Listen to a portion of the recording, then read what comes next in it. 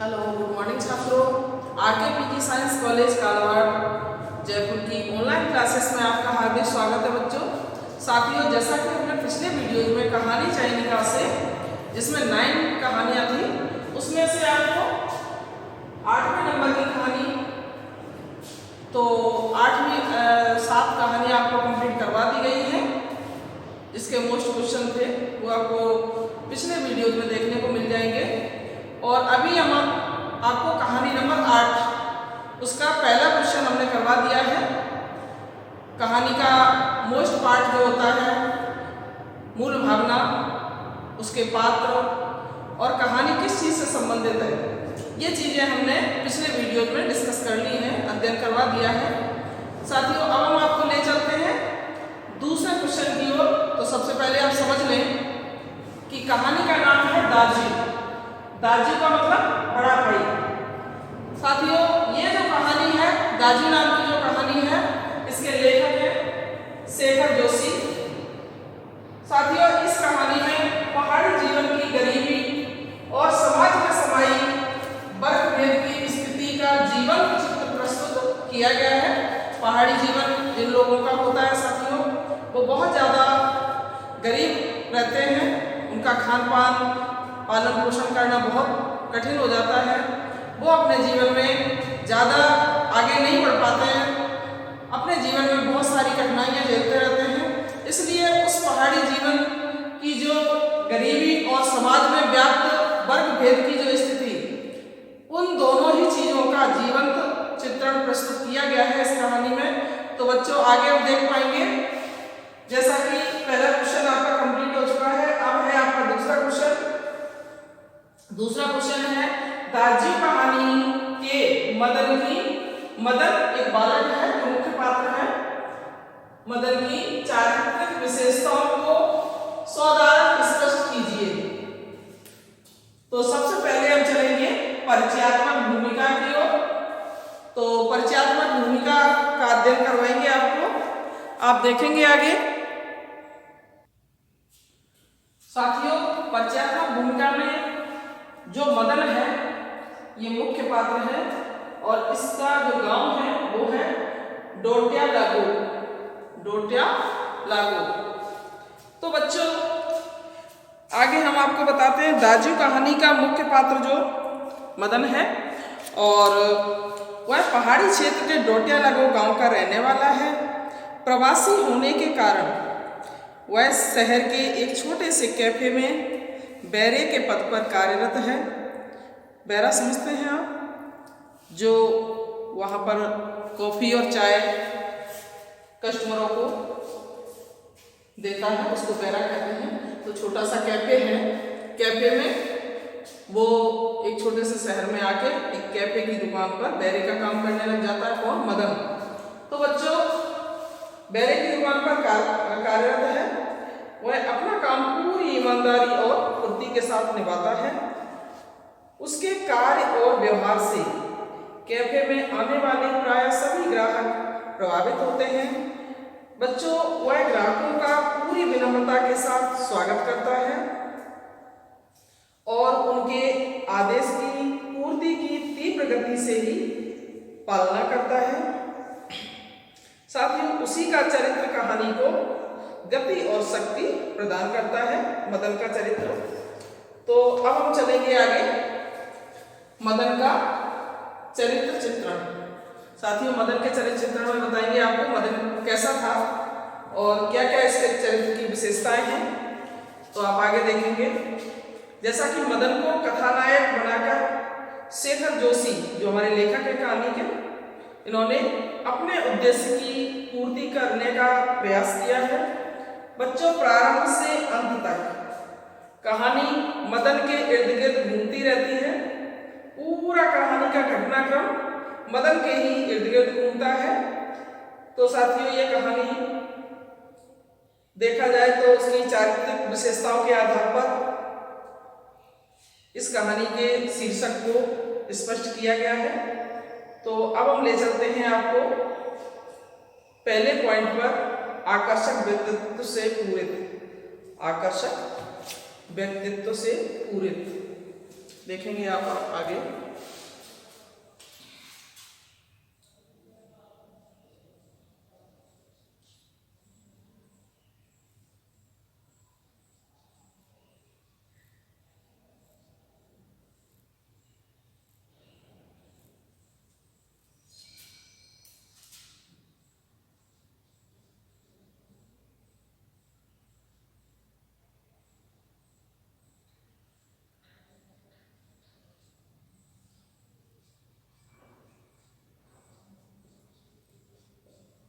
आकर्षक व्यक्तित्व से पूरित। साथियों, इसका व्यक्तित्व किस प्रकार से आकर्षक है आपको बताएंगे, अभी अध्ययन करवाएंगे इसका, तो देखेंगे आप आगे। बच्चों, मदन 9-10 वर्ष का कैफे में बहरा है। उसका व्यक्तित्व आकर्षक है, जो सभी को अपनी ओर आकर्षित करता है और उसको देखकर पहली बार में ग्राहक उसकी ओर आकर्षित हो जाता है। साथियों, और जगदीश बाबू के शब्दों में देखा जाए तो गोरा चिट्टा रंग, नीली सफाक आंखें, सुनहरे बाल और चाल में एक अनोखी मस्ती, पर शिथिलता नहीं। कमल के पत्ते पर फिसलती हुई पानी की बूंदों सी स्फूर्ति। आप समझ सकते हैं कि मदन का व्यक्तित्व कितना आकर्षक है। वो देखने में गोरा चिट्टा है, आंखें उसकी नीली हैं, बाल सुनहरे हैं और बिजली की गति जैसा तीव्र गति वाला, और जैसे कि बताया गया है, लेखक ने बताया है कि कमल के पत्ते पर जैसे पानी की बूंद फिसलती है उस तरह से फुर्तीला है, फुर्ती से कार्य करता है। तो इन चीज़ों को देख के साथियों, कोई भी कस्टमर वहाँ आता है तो उसको देख के कोई भी ग्राहक आकर्षित हो जाता है। बच्चों, ये है इसके आकर्षक व्यक्तित्व के पॉइंट। तो अब हम ले चलेंगे आपको दूसरे पॉइंट पर। दूसरा पॉइंट है इसका, आगे देखेंगे आप। दूसरा पॉइंट है शिष्ट और कर्तव्यनिष्ठ बहरा।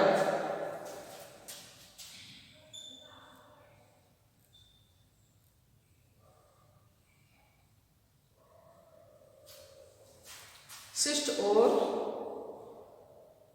कर्तव्यनिष्ठ बहरा।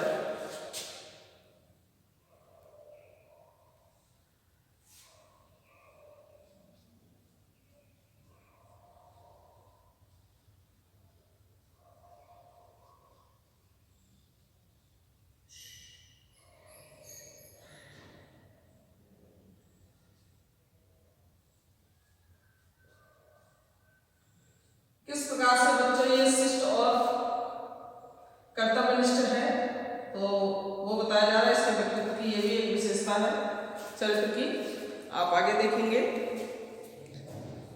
बच्चों, मदन शिष्टाचार के भाव से पूरित एक कर्तव्यनिष्ठ बहरा है।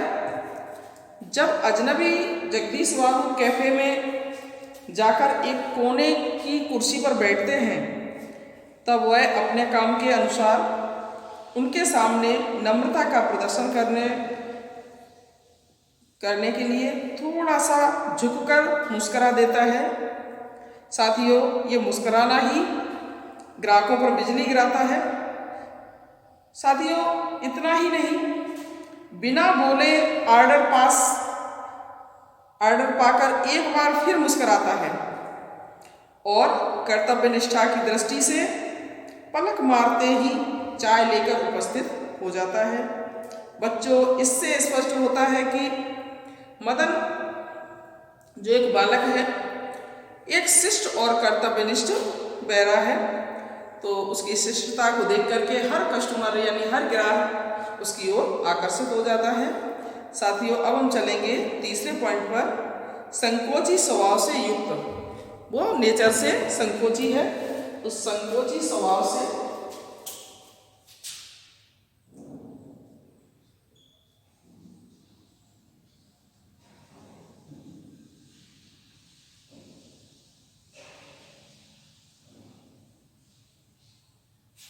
संकोची स्वभाव से युक्त।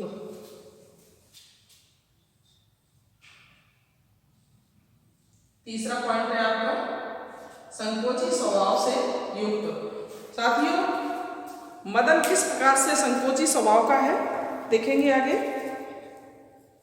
मदन के चरित्र में एक विशेषता संकोची स्वभाव की भी है।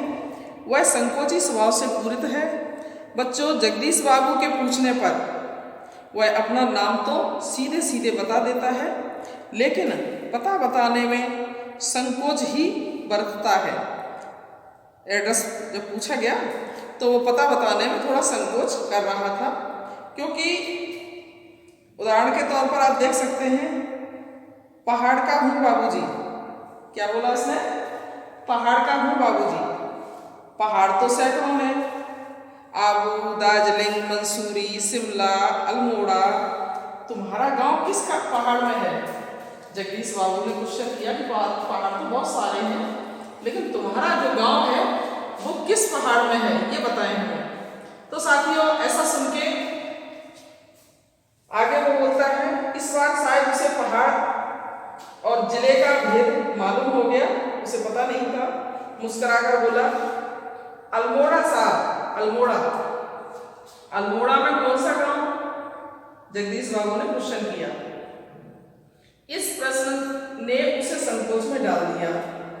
बच्चों, शायद अपने गांव की निराली संज्ञा के कारण उसे संकोच हुआ था, क्योंकि गांव का नाम कुछ ऐसा ही है जो उसे बोलने में थोड़ा सा संकोच हो रहा था। इसीलिए टालता हुआ सा बोला, वह तो दूर है साहब, अल्मोड़ा से 15-20 मील दूर होगा, फिर भी कुछ नाम तो होगा ना। जगदीश बाबू ने दोबारा से क्वेश्चन किया। साथियों, बोलता है, डोड्यू लागो, डोट्या लागो, वह समझाता हुआ बोला। साथियों, इससे स्पष्ट होता है कि मदन संकोची स्वभाव से युक्त था। और अब हम आपको ले चलते हैं पॉइंट नंबर 4, आत्मीय भाव से पूरित। अब वो आत्मीय भाव से किस प्रकार पूरित था बच्चों, देखेंगे आप आगे। पॉइंट नंबर 4,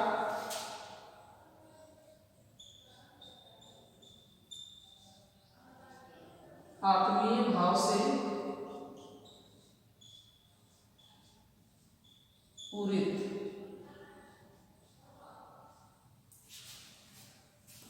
आत्मीय भाव से पूरित है बच्चों, देखेंगे किस प्रकार से उसकी आत्मीयता। मदन आत्मीय भाव से पूरित है बच्चों, वह जब यह जान जाता है कि जगदीश बाबू उसके जन्म गांव के पास के ही पड़ोसी हैं, तो उसकी आत्मीयता उनके प्रति उतनी जाग जाती है कि उनको दाजी यानी बड़े भाई के रूप में देखने लगता है। साथियों, और कैफे में आने पर उनका खाने पीने का ही नहीं, हर तरह से ख्याल रखने लगता है। बच्चों जो गरीब होते हैं, थोड़े भावुक भी होते हैं और थोड़े आत्मीयता से भी पूरित होते हैं, तो वही मदन का हिसाब था। मदन भी इसी प्रकार का बालक था। उसने देखा कि हमारे गांव के पास के गांव के हैं ये जगदीश बाबू, तो उसे उनसे ऑटोमेटिक आत्मीयता हो गई और अपने बड़े भाई की तरह उनसे व्यवहार करने लगा, बड़ा भाई समझने लगा। उसको बड़ा अच्छा लगा जगदीश जी से मिलके। तो साथियों, जैसे ही आगे क्या होता है देखेंगे आप कि जगदीश बाबू को जैसे ही वो बड़ा भाई समझता है, तो क्या होता है आगे कि उसके जो है ना पूरा ख्याल रखते रखते आत्मीयता से पूरित होने के कारण वह जगदीश बाबू से यह भी पूछ बैठता है कि आपने कल बहुत कम खाया था।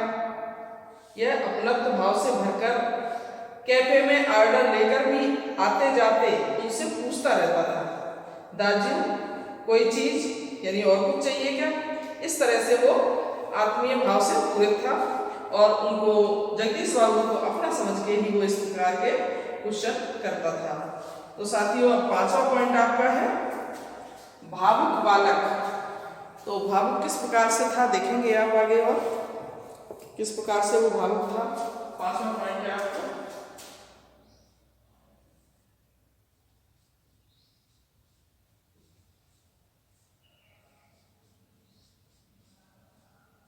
भावुक बालक। बच्चों,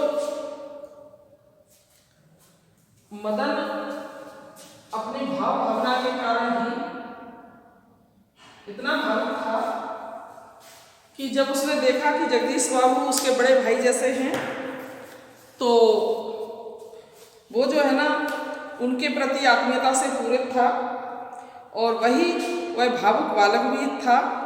जैसे कि मध्यवर्गीय संस्कार जाग जाने पर जब जगदीश बाबू उससे यह कहते कि यह दाजी दाजी चिल्लाते रहते हो दिन रात, किसी की प्रेस्टीज का ख्याल भी नहीं है तुम्हें, ऐसा कहा किसने? जगदीश बाबू ने मदन से।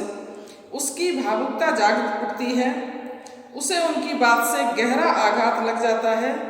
साथियों, कहानीकार के शब्दों में मैनेजर से सिर दर्द का बहाना कर वह घुटनों में सिर दे कोठरी में सिसकियां भर भर कर रोता रहा। उसे लगा था कि किसी ने उसे ईजा की गोदी से, बाबा की बाहों से और दीदी के आंचल की छाया से बलपूर्वक खींच लिया हो।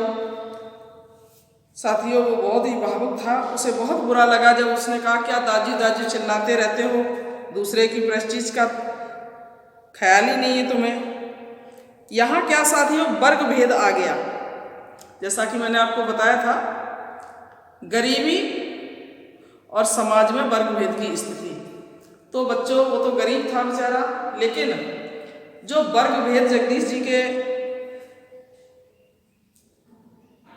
जगदीश जी जो वर्ग भेद की स्थिति पैदा कर देते हैं इस तरह से बोल के, तो उसकी भावनाओं को ठेस पहुंचती है, भावनाएं उसकी आहत होती हैं बच्चों, क्योंकि गरीब आदमी बहुत ही भावुक होता है साथियों, और वो जरा सी बात को दिल पे ले लेता है। क्योंकि अमीर लोग तो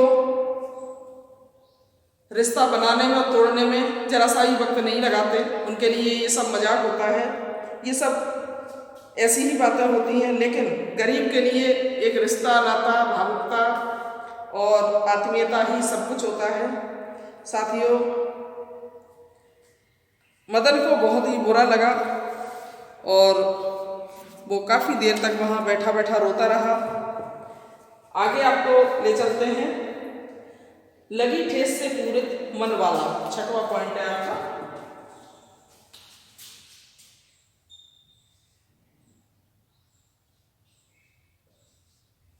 लगी ठेस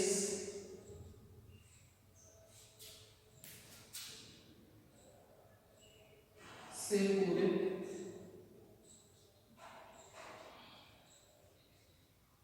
मन वाला,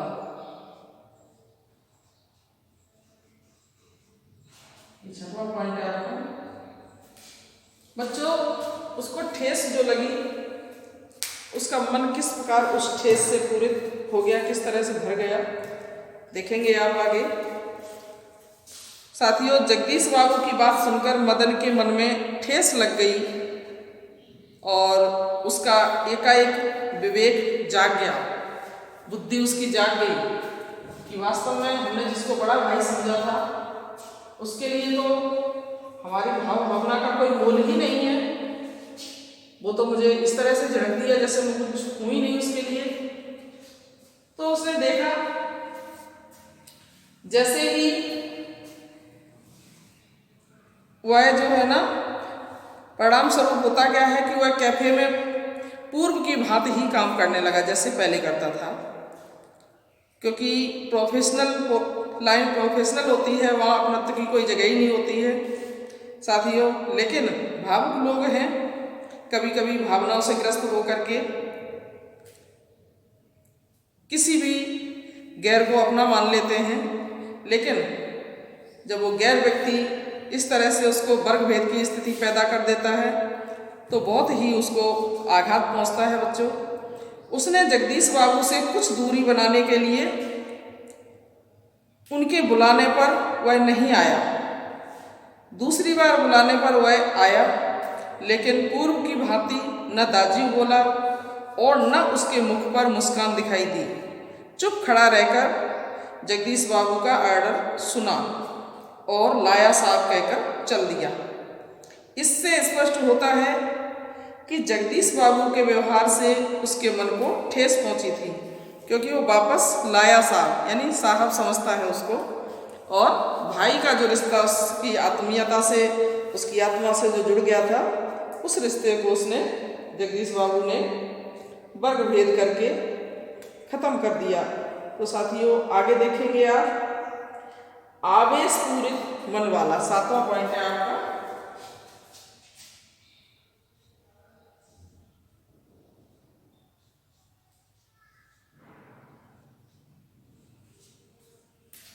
आवेश पूरित मन वाला।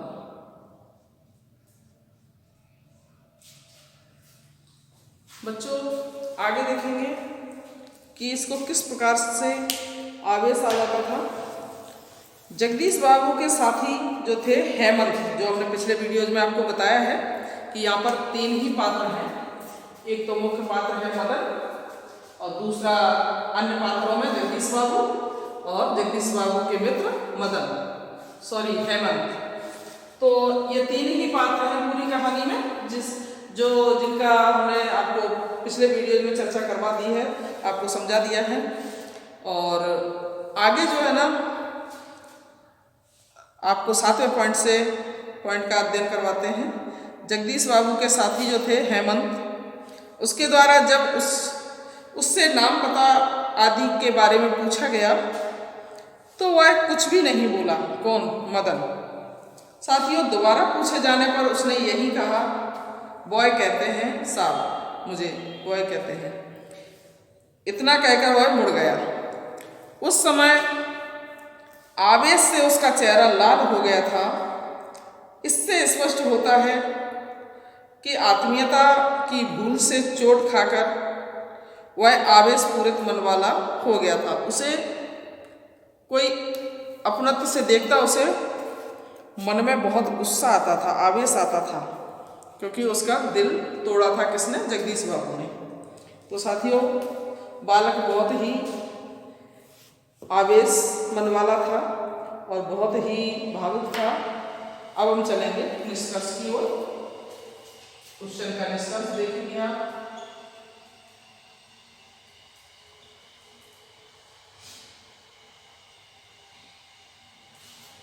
बच्चों कहानी का निष्कर्ष पॉइंटों के आधार पर आप देख सकते हैं, जैसा कि उपर्युक्त विवेचन के आधार पर कहा जा सकता है कि दाजी कहानी का मुख्य पात्र मदन के चरित्र में अनेक अच्छी से अच्छी विशेषताएं समाई हुई थी, लेकिन उसके चरित्र की कुछ विशेषताएं परिस्थितिजन्य विशेषताएं हैं। इस प्रकार कहा जा सकता है कि उसका संपूर्ण चरित्र पाठक के मन को प्रभावित करने वाला एक श्रेष्ठ चरित्र है। साथियों ऐसे चरित्र के बालक बहुत ही कम मिलते हैं, क्योंकि हर व्यक्ति अपना भला और बुरा का गुणा भाग लगाता है, लेकिन एक गरीब और भावुक व्यक्ति जो ईमानदार भी है, कर्मठ भी है, वो व्यक्ति कभी भी भेदभाव नहीं करता। उसे जहाँ अपनत्व मिलता है उसे अपना समझ लेता है, और यही उसके जीवन की सबसे बड़ी भूल थी। साथियों व्यक्ति कब दुखी होता है? जब उसको आत्मिक ठेस पहुँचती है। किसी को भी अपना समझ लिया, जिसने भी आत्मीयता से बात की उसको मान लिया अपना, लेकिन जब वो व्यक्ति उसकी भावनाओं की कद्र नहीं करता है, उसको अपना नहीं समझता है, तो उस समय उस गरीब और भूले इंसान की भावनाएं किस प्रकार टूट जाती हैं, किस प्रकार उसके दिल को ठेस पहुंचती है। साथियों ये अनुमान लगा पाना बहुत ही मुश्किल है। तो देखा जाए तो ये कहानी पूर्ण रूप से जो मदन की जो चारित्रिक विशेषताएं हैं उनको देखते हुए ये कहानी पूर्ण रूप में गरीबी और समाज में समाई वर्ग भेद की स्थिति को उत्पन्न करती है, जीवंत चित्र प्रस्तुत करती है, जैसा कि मैंने आपको अभी बता दिया है। अब हम ले चलेंगे बच्चों आपको 9वीं कहानी की ओर। 9वीं कहानी है आपकी गदल। तो आगे चलेंगे, देखेंगे हम आगे गदल कहानी में क्या है, आगे चर्चा करते हैं।